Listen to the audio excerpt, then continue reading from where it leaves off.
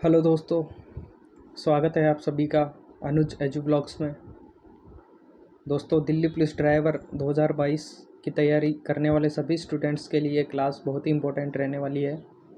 उससे पहले मैं आपको बता दूं, अगर आप भी मार्केट में चल रही बुक्स की गलतियों के कारण परेशान हैं तो आपको बिल्कुल परेशान होने की ज़रूरत नहीं है। आप हमारे टेलीग्राम ग्रुप से ऑथेंटिक विभाग द्वारा जारी करी हुई पीडीएफ हमारे टेलीग्राम ग्रुप से डाउनलोड कर सकते हैं। टेलीग्राम का लिंक डिस्क्रिप्शन बॉक्स में है। अगर क्लास आपको अच्छी लगती है तो आप चैनल को सब्सक्राइब और लाइक ज़रूर करें। तो दोस्तों, जैसे कि मोटर वाहन अधिनियम 1988 का सामान्य परिचय हमने पहले पढ़ चुके हैं और धारा 1, 2, 3 और 4, 5 का निपटारा आज हम करने वाले हैं। तो चलिए दोस्तों, आपका टाइम ख़राब नहीं करते हुए धारा 1 की बात कर लेते हैं हम। उससे पहले मैं आपको एक बात और बता दूं, मोटर वाहन अधिनियम 1988 के अंदर अब तक 5 बार संशोधन हो चुका है।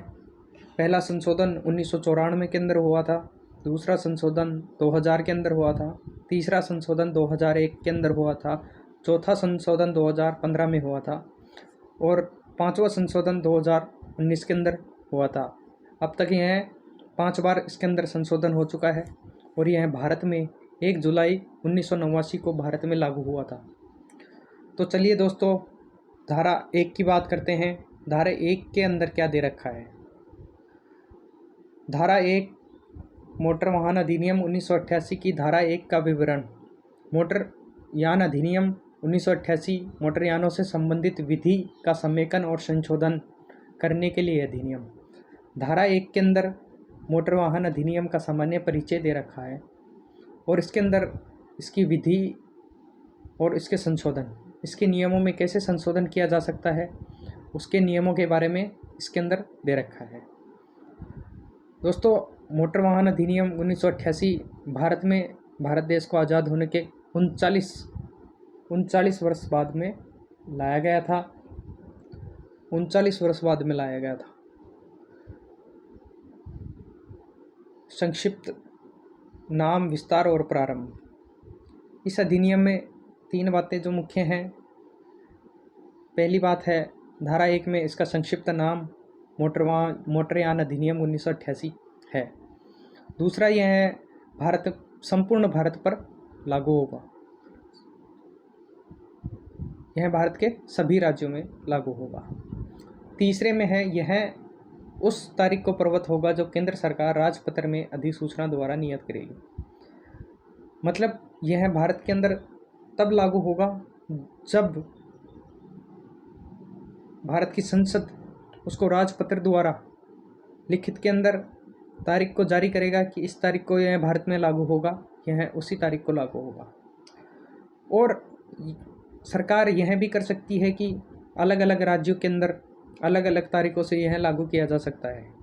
तो धारा 1 के अंदर इसका एक सामान्य सा परिचय था। अब धारा 2 की बात करते हैं अपन। धारा 2 में क्या है। धारा 2 में वाहनों के से संबंधित कुछ परिभाषाएं हैं और जिनमें जो धारा परिभाषाएं तो बहुत हैं, लेकिन मैंने जो इम्पोर्टेंट अपने लिए परीक्षा में आने वाली हैं, मैंने उन्हीं को यहाँ पे चुना है। और पहली परिभाषा की बात करते हैं हम। भारी मालवाहक क्या होता है। भारी मालवाहक का मतलब हैवी मोटर व्हीकल होता है। और हैवी मोटर व्हीकल कौन से होते हैं, जिन खाली वाहनों का वजन 12,000 kg से अधिक हो, वो भारी मालवाहक वाहन कहलाते हैं। ठीक है दोस्तों, आगे चलते हैं। भारी यात्री वाहन, जैसे कि बस वगैरह होती हैं, अपने 52 सीटर बस आती है, 42 सीटर बस आती है। तो उस हिसाब से भारी यात्री वाहन वो होते हैं जिनमें सवारी बैठ के जाती है। उनका भी 12,000 kg से अधिक वजन हो तो वो भी भारी यात्री वाहन में इंक्लूड किया जाएगा। भारी मालवाहक की परिभाषा, भारी यात्री वाहन की परिभाषा दोनों धारा 2 के अंदर हैं। तीसरा, हल्का मोटर वाहन, जिस वाहन का वजन 7,500 किलोग्राम से कम हो वह हल्का मोटर वाहन कहलाता है। तो दोस्तों इसके अंदर अपने पास 3 प्रश्न बनते हैं कि भारी मालवाहक क्या होता है, भारी यात्री वाहन क्या होता है, हल्का मोटर वाहन क्या होता है। धारा 2 के अंदर सामान्य परिभाषाएं हैं, और भी परिभाषाएं हैं, लेकिन अपने लिए ये 3 बहुत हैं, काफ़ी हैं। आगे चलते हैं धारा 2A। धारा 2A के अंदर जो भी इलेक्ट्रिक कार और रिक्शा चलते हैं उनके नियम और शर्तों को इसके अंतर्गत जोड़ा गया है। और इसमें एक इम्पोर्टेंट बात यह है कि 3 पहिया वाहनों के लिए बैटरी का पावर कितना होना चाहिए। तो 3 पहिया वाहनों में बैटरी का पावर 4000 वोल्ट से अधिक की बैटरी उसमें लगी नहीं होनी चाहिए, नहीं तो उसका चालान होगा। दोस्तों अगले धारा 3 की बात करते हैं अपन। धारा 3 में ड्राइविंग लाइसेंस होना आवश्यक है। धारा 3 में ड्राइविंग लाइसेंस के बारे में दे रखा है कि अगर कोई व्यक्ति गाड़ी चलाएगा तो उसके पास ड्राइविंग लाइसेंस होना ज़रूरी है। और इम्पोर्टेंट बात इसके अंदर यह है कि यह नियम उस व्यक्ति के लिए लागू नहीं होता जो गाड़ी चलाना सीख रहा हो, क्योंकि चलाना सीखेगा नहीं तो उसको लाइसेंस मिलेगा नहीं। तो ये है धारा 3। और धारा 3 में ये इम्पोर्टेंट बात है, इसको ध्यान में रखने वाली बात है।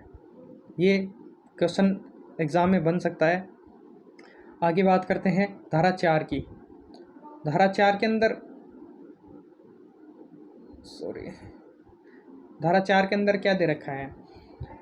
धारा 4 के अंतर्गत पहला है 18 वर्ष से कम आयु वाला व्यक्ति मोटर यान नहीं चला सकता। मतलब धारा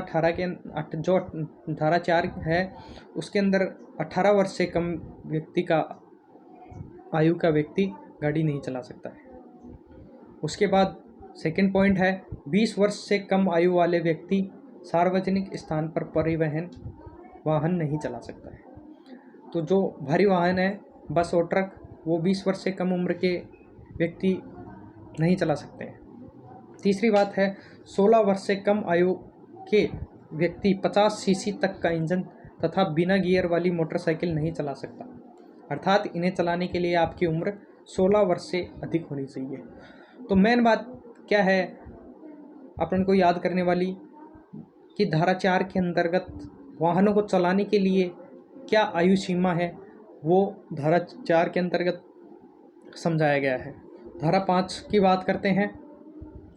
धारा 5 की बात करते हैं। इस धारा के अनुसार मोटर मालिक का उत्तरदायित्व होगा कि उसकी जिम्मेदारी होगी कि जो व्यक्ति धारा 3 या 4 के उपबंधों की पूर्ति नहीं करता हो, धारा 3 और 4 की पूर्ति नहीं करता हो, तो वाहन मालिक उसे न तो वाहन चलाने देगा न उसे चलाने की अनुज्ञा देगा।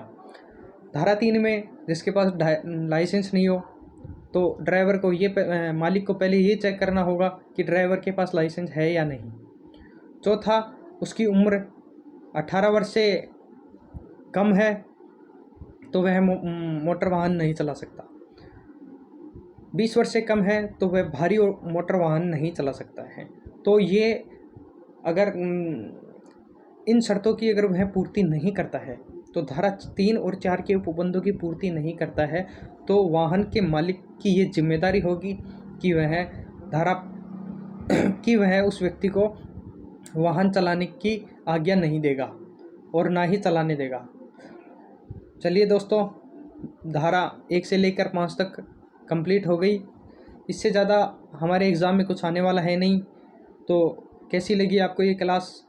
आगे की क्लास हम कल लेके आएंगे। 5 से 30 तक की जो इम्पोर्टेंट धाराएं हैं उनके बारे में कल हम बात करेंगे।